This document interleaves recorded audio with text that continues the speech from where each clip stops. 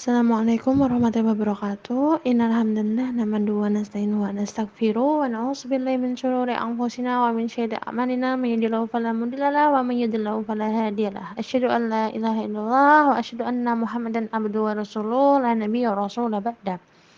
Saya ucapkan selamat datang dan terima kasih kepada seluruh imawan dan imawati yang sudah menyempatkan waktunya untuk mendengarkan podcast aku, kamu, dan Al-Fatih series kedua ini. Sebelumnya, perkenalkan saya Fanya Amelia, merupakan Ketua Bidang Perkaderan Ikatan Mahasiswa Muhammadiyah Al-Fatih periode 2021-2022. Kali ini saya diamanahi teman-teman panitia untuk membersamai pemateri kita untuk berdiskusi tentang nilai humanitas. IMM Al-Fatih kedatangan seorang tamu yang merupakan kakak kita.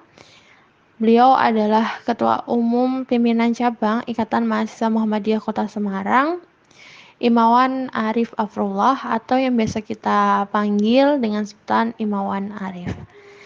Kali ini Imawan Arif akan menyampaikan tentang nilai humanitas kader yang peka akan perubahan sosial di masyarakat. Sebelum ke pertanyaan inti, sebelumnya saya mengawali podcast ini dengan pertanyaan, sebenarnya dari diri Imawan Arif sendiri memaknai nilai humanitas itu seperti apa? Dan nilai humanitas pada seorang kader Ikatan Mahasiswa Muhammadiyah itu pentingnya untuk apa gitu. Pertanyaan selanjutnya adalah bagaimana menumbuhkan rasa peka pada kader IMM sendiri tentang perubahan-perubahan sosial yang ada di lingkungan masyarakat. Misalnya ada suatu masalah, bagaimana cara kader IMM untuk merespon atau menumbuhkan kepekaan itu. Pertanyaan yang terakhir, sebenarnya apa sih hubungan nilai humanitas dalam diri kader IMM terhadap perubahan sosial dalam konteks ketika seorang kader itu ber-IMM. Kepada Imawan Arif, saya persilahkan. Baik, sebelumnya terima kasih atas kesempatannya. Perkenalkan, nama saya Arif Afrullah.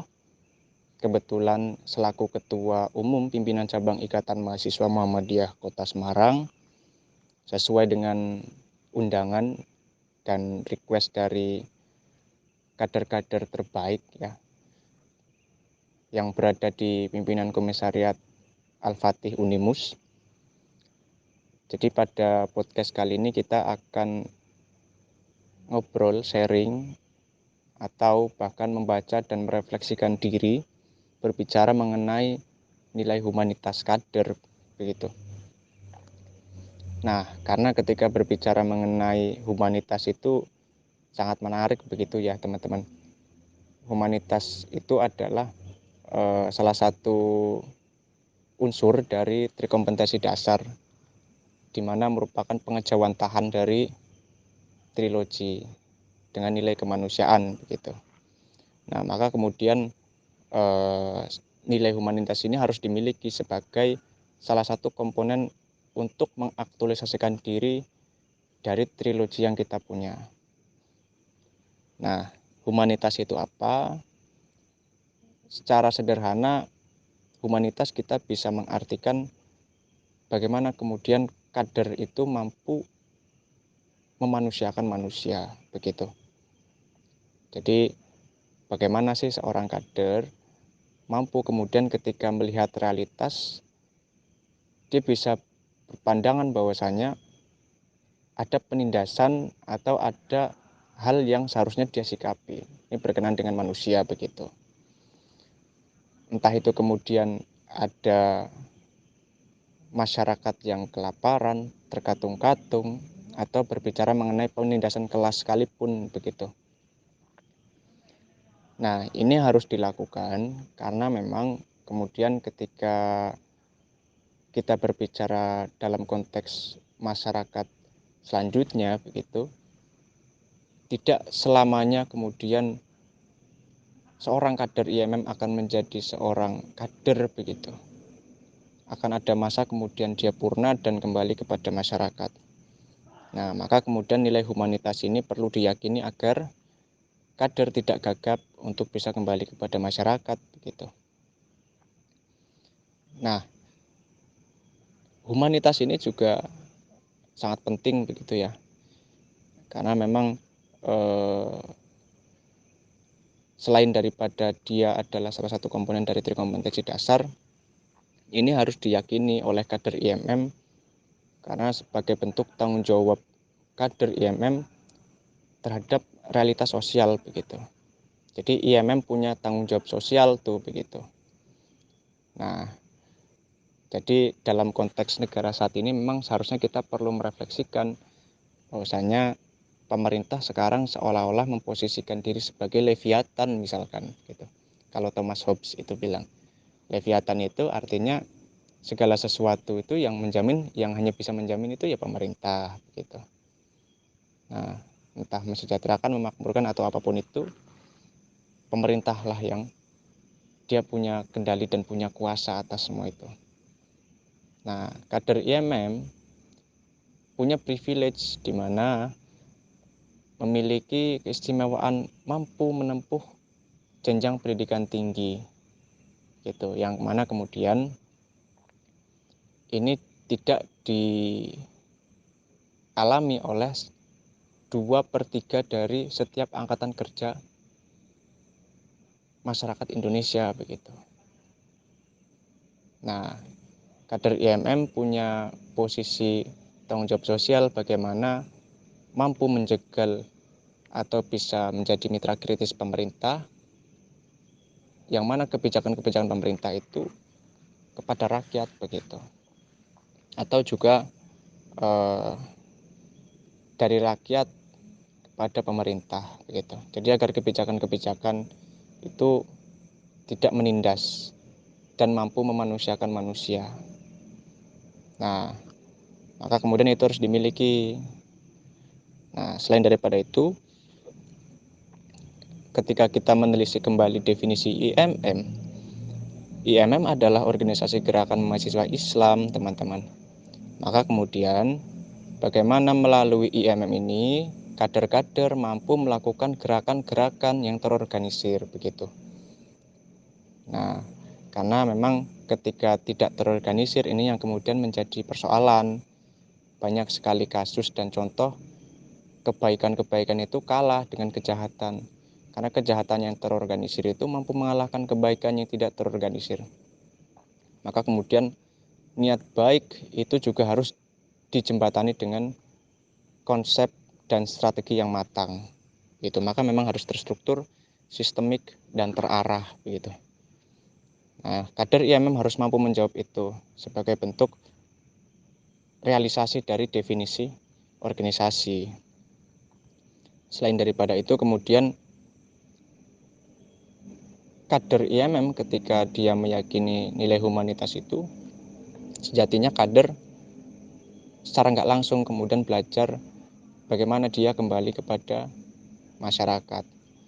Karena mau bagaimanapun tidak selamanya mahasiswa itu juga kuliah begitu atau menempuh jenjang pendidikan tinggi atau juga menjadi seorang IMM gitu. Akan ada masanya kemudian IMM juga kembali kepada masyarakat. Nah, jangan sampai kemudian kader-kader IMM ini terlalu pandai berbicara mengenai dialektika, misalkan retorika, atau hal-hal literasi yang lain misalkan, di mana kemudian kita gagal untuk bisa kembali kepada masyarakat. Nah, nilai humanitas ini harus ditumbuhkan sejak dini agar kita bisa ngunduh kawruh ya bahasanya begitu.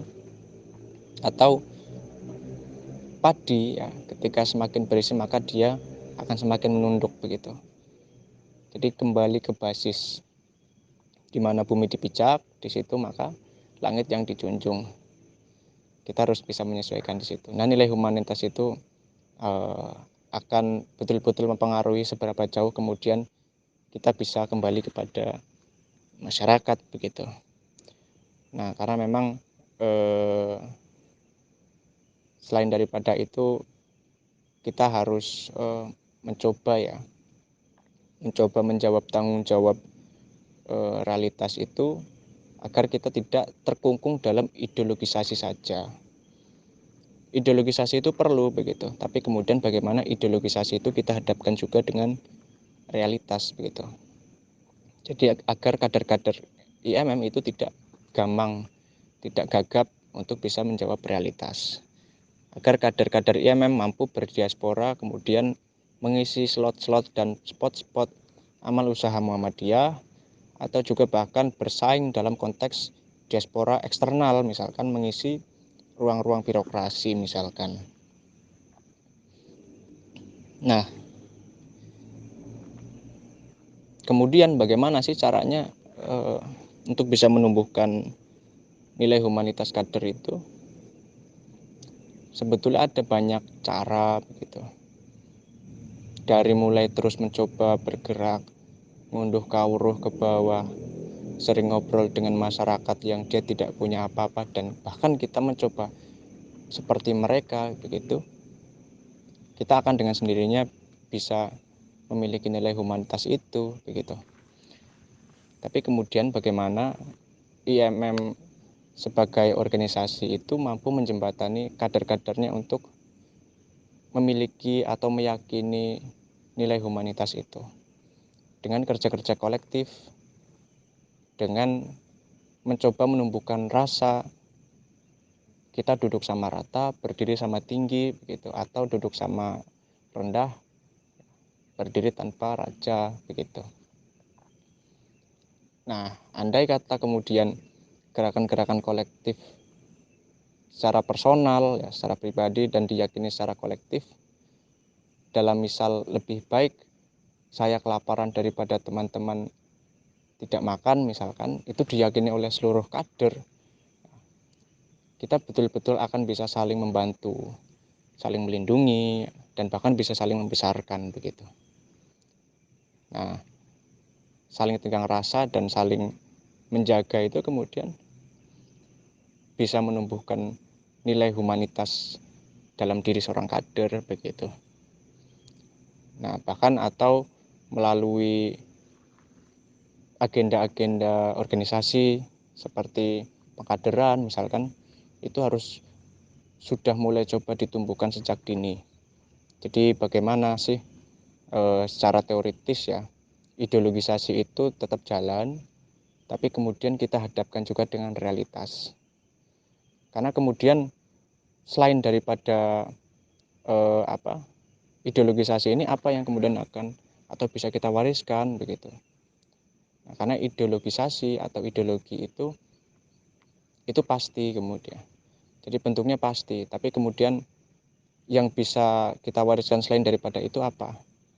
Nah, maka kemudian nilai humanitas itu menjadi salah satu tawaran selain daripada kemudian bagaimana konsepsi menjaga organisasi dan sebagainya begitu. Nah, ideologisasi itu harus jalan tapi hadapkan dengan realitas dan diejawantahkan ke dalam program kerja.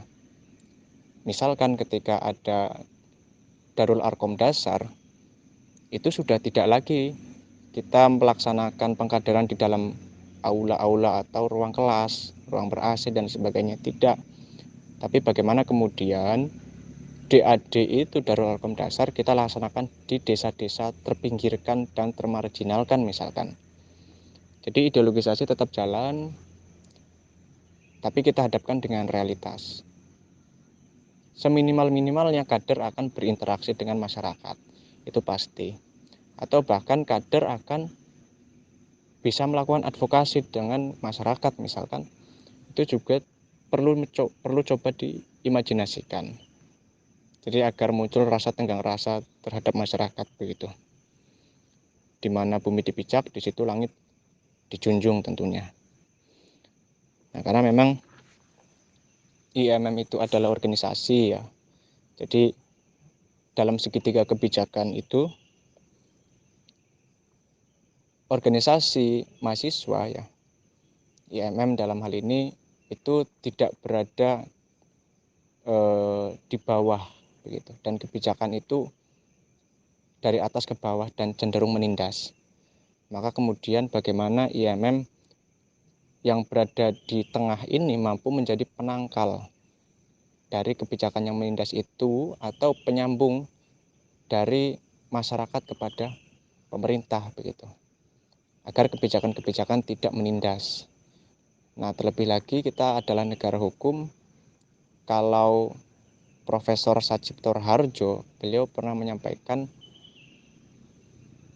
bagaimana kemudian ya kita ini negara hukum, tapi hukum itu harus mampu memanusiakan manusia begitu. Jadi hukum itu untuk manusia, bukan manusia untuk hukum. Maka kemudian kebijakan-kebijakan yang keluar pasti terlegitimasi oleh hukum, dan hukum itu tidak boleh menindas gitu. Nah, ketika hukum menindas dan tidak bisa memanusiakan manusia, nah ini peran IMM kita patut merefleksikan bersama sejauh mana. Nah, sejauh mana kemudian kita bergerak mengawal dan saling membesarkan, melindungi dan sebagainya begitu. Dan kita juga patut melihat ke depan bahwasanya kader-kader IMM kemudian akan menjadi pemimpin selanjutnya. Maka kemudian ketika kader IMM itu sudah jauh dari masyarakat, tidak memiliki nilai humanitas, maka kebijakan-kebijakan yang ada akan sektoral sesuai hanya keinginan sendiri begitu. Sebatas keinginan dari pribadi atau juga golongan. Kebijakan-kebijakan itu tidak berbasis kebutuhan begitu.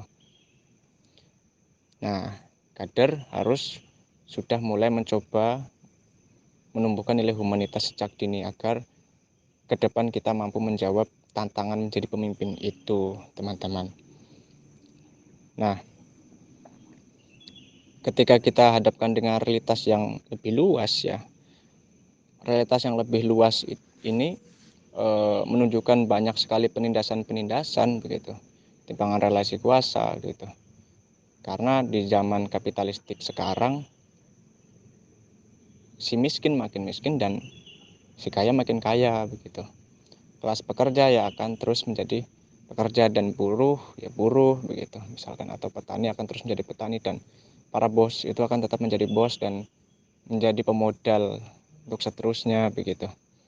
Nah, maka kemudian bagaimana IMM sebagai organisasi ini yang digerakkan oleh mahasiswa Islam itu mampu memobilisasi begitu, memobilisasi massa aksi untuk melakukan gerakan begitu. Gerakan apa? Gerakan humanitas. Ketika melihat masyarakat yang tidak bisa makan, maka apa yang harus dilakukan? Ketika melihat penggusuran dan ada ketidakadilan di situ, maka kader IMM harus bersikap begitu, harus melakukan satu gerakan. Nah, karena ketika kader IMM itu diam ya, pasif begitu, tidak bergerak, kita melakukan kejahatan begitu. Karena memang ada satu kesalahan ya, mendiamkan kesalahan adalah kejahatan begitu. Dan IMM ketika diam melihat kesalahan-kesalahan yang dilakukan pemerintah begitu, atau ada masyarakat yang dia tidak bisa melakukan sesuatu atau memberikan atau bahkan berbuat sesuatu, IMM tidak bergerak, maka kita melakukan kejahatan dan kita zolim terhadap manusia begitu. Nah, pentingnya kader IMM memiliki nilai humanitas itu menjadi modal awal sebetulnya bagaimana masa depan bangsa secara konteks luas begitu ya. Dan dalam konteks sempit, bagaimana secara organisasi IMM juga memiliki nilai tawar, memiliki satu hal yang kemudian menjadi ciri dari gerakan IMM begitu. Aktualisasi trilogi itu perlu, tapi kemudian bagaimana gerakan-gerakan secara kolektif dan gerakan-gerakan yang mampu kemudian merekonstruksi kesadaran kritis basis itu mampu dilakukan. Jadi tujuan dari gerakan humanitas misalkan itu tidak hanya sebatas ketika melihat masyarakat tidak bisa makan, kita memberikan makanan begitu. Itu menjadi tanggung jawab pertama begitu. Tanggung jawab selanjutnya, angan-angan selanjutnya adalah bagaimana kemudian mereka juga bisa makan sendiri begitu. Dan selanjutnya lagi adalah bagaimana mereka juga bisa memberi begitu. Karena mereka sudah sadar soal kebutuhan itu dan jangan sampai orang lain juga merasakan persoalan yang sama. Nah, bagaimana IMM mampu merekonstruksi kesadaran kritis basis. Nah, tujuan dari gerakan humanitas itu ya tidak bisa kemudian dikalkulasikan 1 tambah 1 sama dengan 2. Nah, maka kemudian sekalipun kader-kader IMM sudah bergerak, sudah melakukan banyak hal, jangan pernah berharap dan merasa paling begitu. Karena kemudian kita tidak bisa memastikan hasil itu akan nampak pada waktu itu juga. Kita tidak bisa. Selagi kita masih mau bergerak, itu sudah menjadi tanggung jawab utama ya. Nah, ketika seolah-olah pun tidak terjadi apa-apa ya ketika kita bergerak tidak masalah. Yang penting kita bergerak, menyelesaikan tanggung jawab kita, dan kemudian kita tidak diam melihat kesalahan. Dan setidaknya juga kita juga bisa memantik semangat kader-kader yang lain atau kawan-kawan organisasi kepemudaan yang lain untuk turut bergerak juga begitu. Nah, IMM harus mampu menjadi pelopor ya, dan kemudian meneruskan mengisi spot-spot yang ada di AUM dan kembali kepada masyarakat begitu, diaspora.